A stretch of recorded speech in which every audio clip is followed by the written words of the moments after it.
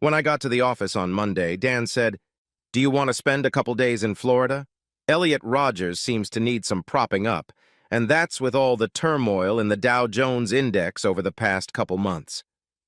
Since Dan and I owned our firm, we usually didn't travel to visit clients anymore, which is what young, energetic subordinates are for. But Elliot Rogers and his wife had been with us for more than 15 years and had about $100 million invested, so they were getting special attention. I don't mind. In fact, it's a pretty good time. Both kids are in college now, and Carrie is off to visit a friend in Nashville for a week. So of course I'm going to go comfort him. A plus for me was seeing my Uncle Tony. Now almost 80, he lived right on a scenic river an hour north of Miami, and he was a charismatic personality in spite of his age. I went home and packed my suitcase for a couple days and headed to the airport. At 3:30, we sat with Tony on the balcony of his apartment, drinking Sam Adams and listening to the same old stories I'd loved since I was a kid. Every time a boat passed, he would stop talking and pick up his binoculars. "Are you going to finish this story or not, Tony? So the bartender's going to score on you." He smirked, not taking the binoculars from his eyes. "Wait a minute, young man. A man my age doesn't see that many bare breasts." He handed me the binoculars, and to my amazement, I saw 3 teenage girls and a guy waving from a small sailboat. The girls were all smiling and topless. Tony took the binoculars back. "See what I mean?" He hummed contentedly. We shared family stories and managed a couple more beers before I started thinking about dinner. A couple of steaks at Tony's favorite joint around the corner. He picked up the binoculars again, looked at the pale blue motorboat, focused intently, and just stared. Then he said, "Holy shit," and handed me the binoculars. It was a vessel about 35 feet long called My Blue Angel, floating gently downstream. There was a stocky, short-haired guy about 30 or so lying on his back on cushions in the cockpit, and a beautiful brunette, obviously somewhat older, was having it, bouncing vigorously. She had a large tattoo of a Chinese character on her right shoulder. You may ask why I bothered to notice the name of the boat, or the tattoo on the naked woman. Easy enough to explain. It was my wife, Carrie. Without saying a word, I handed the binoculars back to my uncle and listened to his cursory commentary until the couple was out of sight around the corner.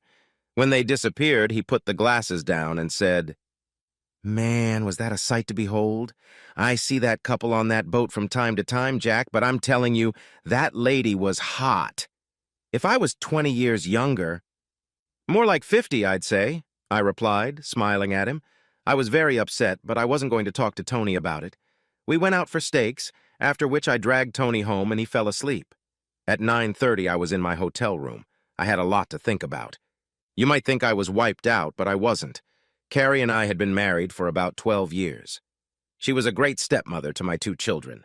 My first wife was killed in a railroad accident, and a very good wife to me. I loved and appreciated her, and I knew she loved me.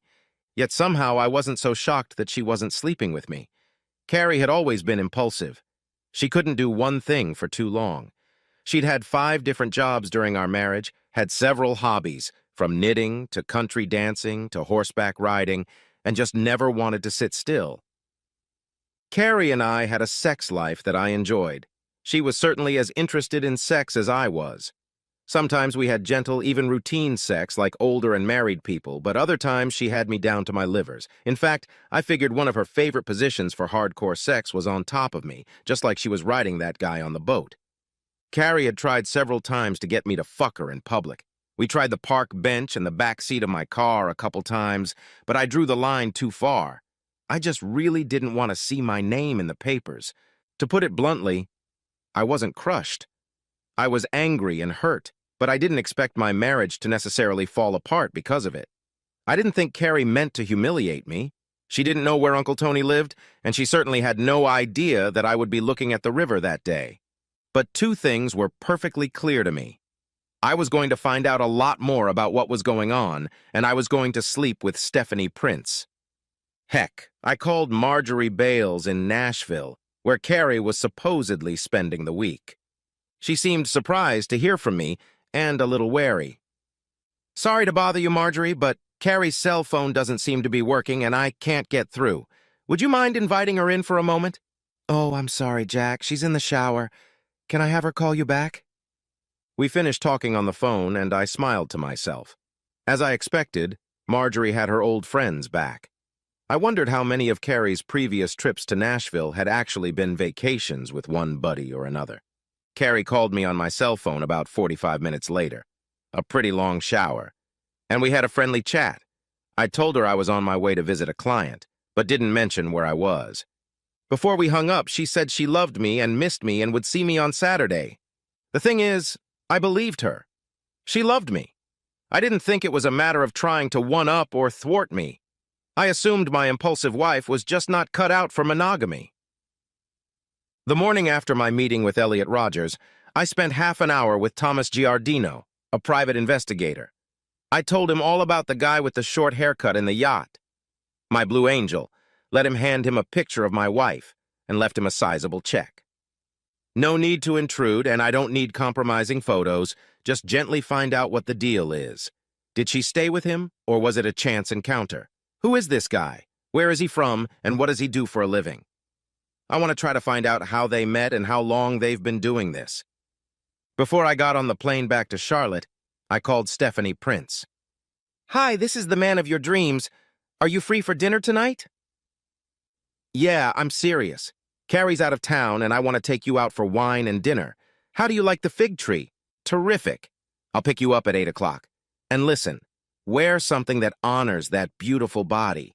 I want every man in the restaurant tonight to hate me. I laughed and hung up. I then called the fig tree and made a reservation. Stephanie Prince was a tall, very hot, red-headed woman of about 32 who lived 3 blocks from me and Carrie.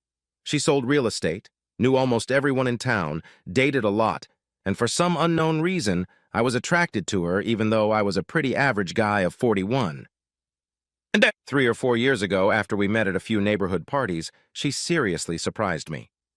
We were having a casual lunch downtown, and she asked, "Do me a favor, Jack?" "Sure, what do you want?" "I've been in one hell of a drought lately.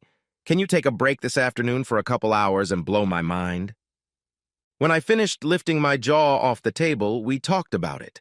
If I had thought about cheating on my wife with anyone, it would have been Stephanie, and I told her about it. But I was serious about my marriage vows. I know you're happily married, Jack, and I'm not trying to break up the relationship between you and Carrie. I'm not looking for a husband or even a magical romance. I like sex, and I like you. If you want to roll around on the bed with me, whether it's once or several times, just tell me yes. I'd push her away, but not without gratitude for the flattering offer. And I didn't forget that either. Even though I had just seen Carrie cheating on me, I figured I'd do something about it someday. The steelhead trout at Fig Tree was the best I've ever had.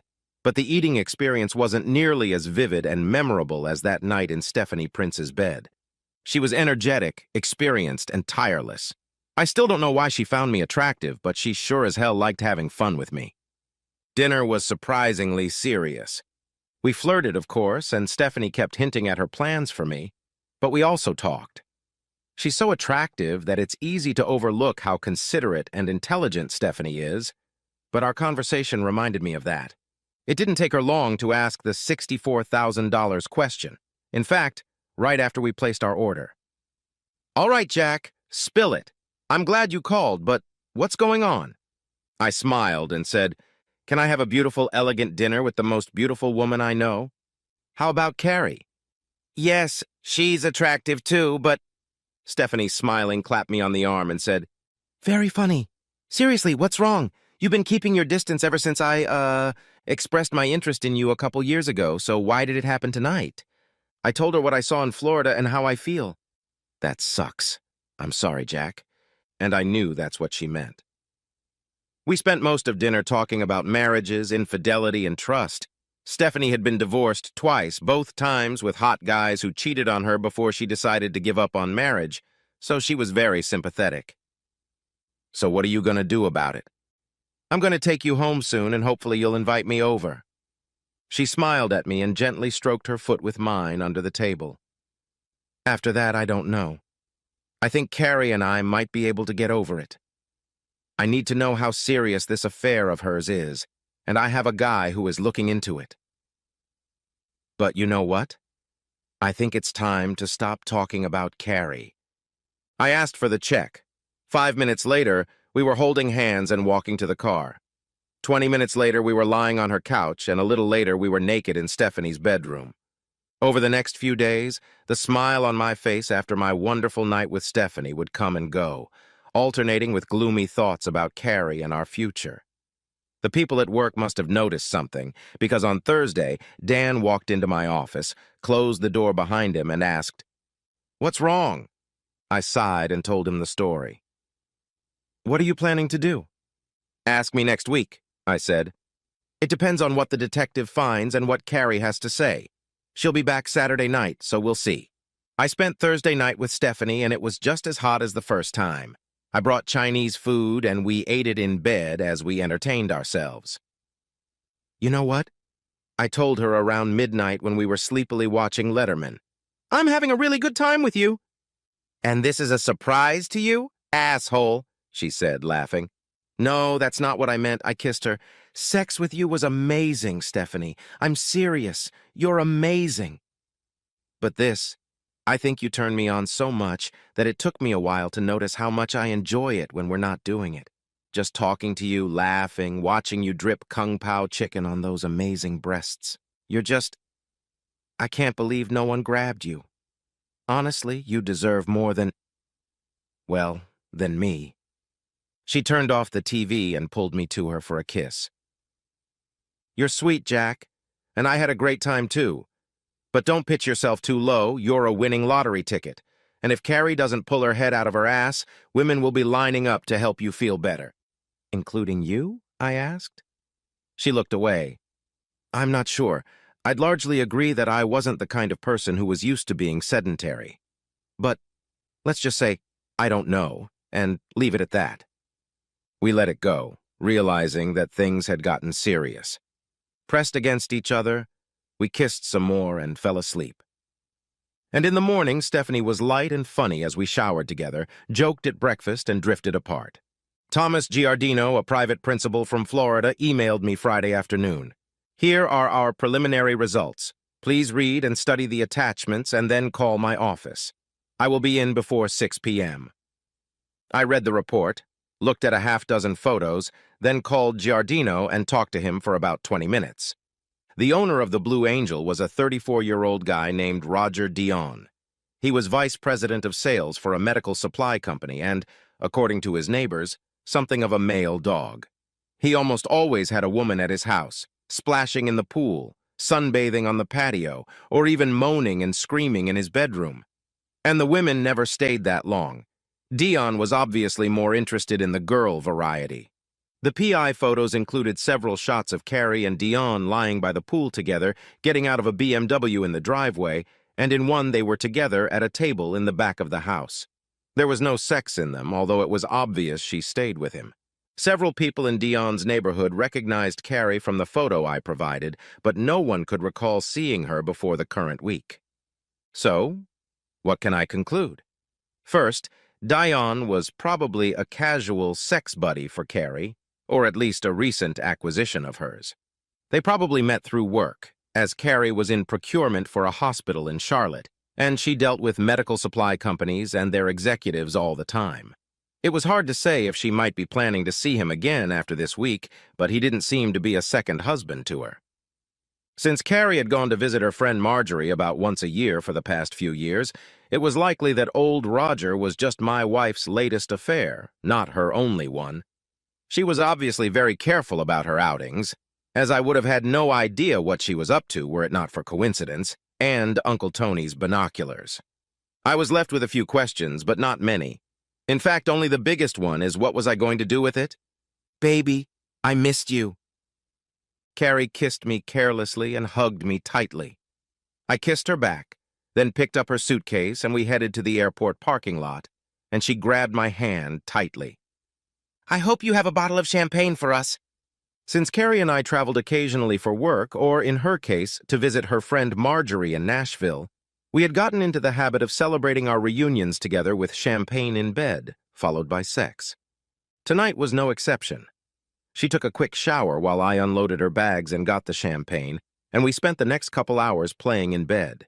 She seemed as happy and excited as ever. It was different for me. Fun, physically satisfying, but a little empty. When we were done, she snuggled up to me, kissed my neck, said, "Thanks, baby. Love you," and fell asleep a few minutes later. When Carrie walked into the kitchen on Sunday morning in her robe and with a sleepy smile, I had already made coffee and was just serving scrambled eggs and toast. She hugged me, smiling, then accepted a cup of coffee. We ate in silence, Carrie looking at me affectionately, squeezing my hand every now and then, and I just sat and watched. After the second cup, when she started to perk up, Carrie said, "Last night wasn't bad, baby. The best thing after a separation is always coming back and reminding me of what I missed." She smiled affectionately at me. I liked it, but that didn't stop me from saying what I was waiting to say. "Do you think I should have used condoms, Carrie? I mean, since you're sleeping with Roger Dion, do you think we're safe?" A smile froze on her face. "Jack, What did you say?" I waited, allowing the silence to come. Her face turned really pale and she couldn't hold my gaze. "Roger," I said. "The guy from Florida with the boat." "Don't play dumb, honey. It doesn't suit you." "Did you and he use condoms? What about the other guys you had? I'm guessing there were at least 5 or 6. Were you being a good little girl and practicing safe sex?" Carrie cried. "Jack, it's not that. Oh my God, baby, I'm so sorry. I didn't. Oh my God." She covered her face with her hands, crying harder. When she looked at me, her face flooded with tears. I just stared back. "Baby, Jack, I know that. Oh God, I know I did something terrible, but how did you know?" Silence. I wasn't going to answer that question. She looked at me and recoiled at everything she saw, crying even harder now, blowing her nose into her napkin. I got up from the table and said, "I'm going to take a shower." When I returned to the kitchen a half hour later, shaved and dressed, Carrie was still sitting at the table, but she had washed the dishes and washed her face. "Honey, I know I owe you an explanation. I know I screwed up and I love you so much, I just can't—" "I'm sorry, Carrie, not now. I have to be at Stephanie Prince's house. I should be back for lunch so we can talk." "Stephanie Prince?" Her sad face became puzzled. "Yeah, you remember Stephanie, the real estate agent? The tall red-headed girl? Turns out she's really good at the Kama Sutra, like she likes it. You know what I mean?" Carrie looked like pigs had just flown into the kitchen window. "Stephanie, are you, having sex with her?" "Well, when I found out our marriage wasn't what I thought it was, I took her up on her offer. We slept together, yeah. So I'll see you at dinner." I gave what I thought was a pretty good description of myself in Stephanie's bed that day, considering what I had done with Carrie the night before. Then we laid around for a while, eating sandwiches and watching Carolina Parents. Around 6, I got up to take a shower, enjoying the sound from Stephanie's bedroom yelling at the judges to raise the fucking flag every now and then. "Willie?" When I got out, she said, "Do you want to stay for dinner? We could get Chinese food again, or pizza or something." I smiled. "I'm sorry, but I can't tonight. I told Carrie I'd be home for dinner." Stephanie sat up abruptly, giving me a great view of her beautiful breasts. "What the hell? You mean she's back and you're here? Does she know?" "Yeah, she flew home last night. I hit her this morning. I mean, with the story about her boyfriend. And she knows exactly where I am, although I don't think she likes it very much." A smile slowly appeared on Stephanie's face. "You're one tough son of a bitch, aren't you?" She climbed out of bed, pulled on a nightie, and came over to hug me. "So what does that mean? Shall we talk about us?" I looked at her and said, "I honestly don't know. There aren't really many alternatives, and I'll find out after tonight. I could get a divorce, in which case you're number 1 on my to-do list. Or I suppose Carrie and I could agree to an open marriage, given what she's been doing. In which case, see above. Or maybe we'll work it out and go back to where I thought we were all along." Stephanie stroked my shoulders, looking at me thoughtfully. "I like you a lot, Jack. In fact, in bed and out of the house. But I don't think I should be anywhere in your marriage. That's not what I had in mind when we started playing." I kissed her. I realize. First things first, and that goes for Carrie. After that, we'll see. But I certainly wouldn't mind what we do, Steph. Taking her by surprise, I grabbed her ass and lifted her into my arms. Squealing, she wrapped her legs around my waist and, giggling, wrapped her arms around me as I kissed her again. It wasn't easy, but it was worth it. When I entered the house, there was music playing softly, Vivaldi or something like that. I looked into the dining room and saw the table set for two, with placemats, pretty napkins, and 2 tall candles. Before I could find Carrie, she came in from the kitchen with fried chicken in a large pan. She wore one of her beautiful dresses, much prettier than usual for a quiet weekend dinner at home. "There you are," she said in a voice full of forced cheer. "Dinner's just been made, so sit down." Moments later, she returned from the kitchen with 2 more dishes, pilaf and spinach. When I sat down, she pulled a bottle of good white wine, which we both like, out of the fridge and poured us each a glass. "This looks delicious, Carrie." We silently greeted each other with the wine, and without speaking, we ate dinner. There was conversation about innocent things and the latest news from the kids, which was my job, but there was too much unspoken and too many subjects to avoid. It was tense, and she clearly liked it a lot less than I did. When she cleared the table and pulled out a beautiful apple pie, it suddenly became clear to me. All day, actually all week, thoughts had been swirling around in my head. Could my marriage be saved? Did I want to save it? Would I ever live as well as a single guy again? Was a future with Stephanie possible? And I realized that, at least at that very moment, everything depended on what Carrie had to say, on what her story would be and how she would tell it. "So, Carrie, are we getting there? What's the first thing? Should we talk about my day with Stephanie or your week with Roger Dion? Which one of us is having better sex? How many other lovers or buddies or whatever you call them have you spread your legs for? Are we going to have an open marriage or no marriage at all? Where would you like to start?" I caught her off guard. She looked at me with a pale face and open mouth. Then she cried softly, "Jack, I'm a terrible person." She spoke softly, tears streaming down her face and onto the table. "I'm selfish, I'm immature, I'm a liar and a cheat." She looked at me. "You know that before you, I never even had a relationship that lasted a year. I was always, I don't know, restless and moody and afraid of closed objects, always dissatisfied with what I had, and when we, met, when we fell in love, and you asked me to marry you, I was so happy, so glad. After all, now I've found the right guy and I'll love him to death forever. No more worrying about what else or who else was out there. Just one man who made me so happy." Now I was the one who was surprised. No evasion, no attempt to downplay what she had done, even though I didn't know it all yet. I wasn't expecting it. And I was. I mean, happy. With you, with us, even with being a stepmom to the kids. I can't tell you how happy I feel when I think about it. But it hasn't stopped me from being a selfish, fucking cheating bitch. And I know I fucked it up. And I don't even know what. At this point, she was completely lost, sobbing convulsively, covering her face with her hands. I waited for her to scream. Part of me wanted to comfort her, to hug her. But more than that, I wanted her to feel what she felt. Alone, guilty, scared. She made me feel like shit, and I wanted her to feel like shit. Not so honorable, I guess. But can you blame me? After a few minutes, she calmed down and took a breath. "Why don't you wash up and we'll sit on the deck to talk?" When we sat down, I said, "Do you have any idea what's going to happen now?" She shook her head, shocked, and I said, "Actually, so do I.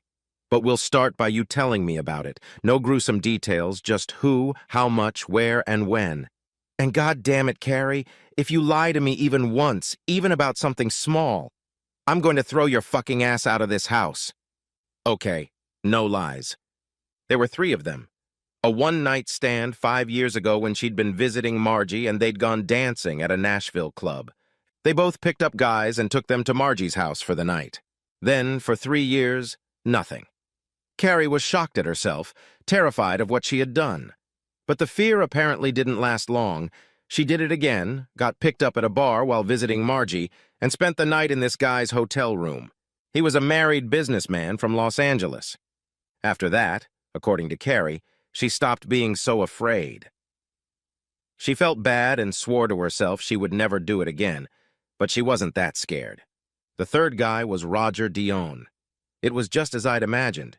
He met her on business in Charlotte. They flirted, and instead of telling him to fuck off, she let him keep working on himself. After a few months, a few private dinners, and a few stolen kisses, she agreed. But she told him she'd never meet him in Charlotte. Eventually, he got the idea that she would visit him in Florida. On her last visit to Margie, she flew to Nashville on Saturday, then got on a plane to Miami and spent 4 days with Roger before heading back to Nashville for the rest of the week. She didn't want to risk flying home directly from Miami, and I somehow found out about it. She swore she had absolutely no intention of ever seeing him again, and I believed her. No part of this story suggested anything romantic, and the sex, at least as Carrie told it, seemed pretty ordinary. Exciting, like a new endeavor, but nothing cosmic. When she finished telling me her story, she leaned back. She looked exhausted. To my surprise, I found that I already had a clear idea of what I wanted. Good. Now it's your turn to listen. When I point at you, you speak. Yes, Jack, or else you shut your damn mouth, okay, Carrie? I pointed at her. She nodded fearfully, then belatedly said, Yes, Jack. I love you and I appreciate our marriage, and I fucking hate what you did. Part of me wants to grab you by the neck and slowly strangle you, watching your face as you die. You killed me and our marriage. You betrayed our love and my faith in you and all the hard work we both did to make our marriage successful. You should be ashamed as hell of yourself. You know that, right? I pointed at her and she immediately said, Yes, Jack. She nodded so vigorously that I almost smiled. Only 3 things can happen, and I've already ruled out one of them, I said. I stood up and paced back and forth, looking at her face. The first, we can get a divorce. Nice and simple and clean. We just say hasta la vista, and you can walk out of this house and spread your legs for any asshole that catches your eye. You can be as restless, selfish, and irresponsible as you want. No lies, no one's heart to stomp on. Second, we can decide to have an open marriage. There's no point in honoring our marriage vows. They're so outdated and depressing, right? You have whoever you want, I have who I love, like Stephanie Prince or something, and if we ever feel like it, we can have each other from time to time. Except it doesn't work for me. There would be no real love, no trust, no connection. This marriage will never make me happy, so I won't do it. 3. We stay in the marriage. We decide that the words we said to each other 12 years ago about leaving everyone else behind still mean something to us, even after you've adjusted to them, and after I've spent a few nights in Stephanie's bed. I choose 3. She looked scared, but she said it right away. Didn't I tell you not to say anything? Yes, Jack, you did. I can't help it. I choose 3. That is, if I have a choice. You haven't told me if you're giving me a vote yet, but I'm voting for 3. Good, I said. I was pleased, but I didn't show it. Now shut up again. The only one who has a vote is me, okay? Say yes, Jack. Yes, Jack. There was a faint glimmer of a smile on her face, and I thought maybe it was on mine, too. Number 3 will mean there's a lot to fix, a lot of work to do. You'll get tested to see what STDs that asshole gave you, and I think I need to get tested, too. I was careful with Stephanie, but even if you say you used condoms, I'll be damned if I'm going to risk it. You're going to start seeing a therapist, and we're going to start seeing a marriage counselor. Honestly, I think this is the first one that matters. I don't realize it's our fucking problem. It's your fucking problem. But I'm sure a counselor can help us communicate better. Even if it's just so I know when I should kick your ass before you do anything else. Even 1/8 is stupid. Then cross your legs together. Got it? I pointed at her and she said, Yes, Jack. There were tears on her face, but she started to smile. You remind yourself more often that you only flirt with the one guy you kiss or touch, the one guy you have ever had, and that's what I'm all about. And if you don't like that, if you think it's too limiting, then we'll go back to number 1. I looked at her and the smile disappeared. Yes, Jack, yes, I get it, yes, absolutely. Good. I think there may be a few more as we move forward. Things I'll think about later or what a marriage counselor might suggest. But for now, there are 2 more. First, Nashville is over. You're not going there again? Carrie's head twitched and she opened her mouth but then closed it again. Then she nodded and said, "Yes, Jack. Your little friend Margie was right in the heart of it when you messed up our marriage, and that will stop. If you want to see her, you can invite her here. And after I rip her chocolate eye, I might even let her stay in the guest room for a night or two. Got it?" "Yes, Jack." She said it before I even looked at her. "And I'm really sorry about that. You're absolutely right about Margie and all of this. Now, last one. I keep seeing Stephanie. Not all the time, but occasionally, when I feel like it. Have lunch, sleep with her whenever. Until I decide I've had enough, or you've had enough. Say it." I pointed at her. "Yes, Jack." Her face was pale, and the tears had returned to her eyes. "You don't feel so good, do you? Thinking about me with her? That gorgeous body, those long legs wrapped around me? Are we sleeping or just kissing? Maybe just lying around and whispering sweet nothings to each other?" "No, Jack, it doesn't feel good. It hurts a lot. And I know why you say things like that, and you're right. I say, yes, Jack." She was crying a little bit, but she looked me in the eye. "And I'm so sorry for being a selfish bitch and for hurting you so much." She broke into sobs again, and this time I went over and hugged her, still angry but loving warmth and gentleness to me. She held me tight, crying, and finally she said, "You have not yet told me your vote, but mine is still in favor of 3, with all your conditions." "Okay. Number 3. Carrie was asleep next to me, snoring softly. I was still awake, brooding, but feeling good. I was surprisingly optimistic about my marriage. Perhaps part of it was just a certain degree of maturity. At 41, my response to her infidelity was more than just the blind rage I might have felt at 25. As I told you in the beginning, I know that Carrie loves me. She's confused, but she loves me. So if we can do something about the confused part, maybe we will. I didn't think I'd be dating Stephanie for very long. The sex was great and I liked her a lot, but I couldn't see how it would do anything but interfere with trying to repair my marriage to Carrie. Still, just the possibility seemed like a good lever in my pocket, and I really enjoyed licking the gung pao chicken off her breasts.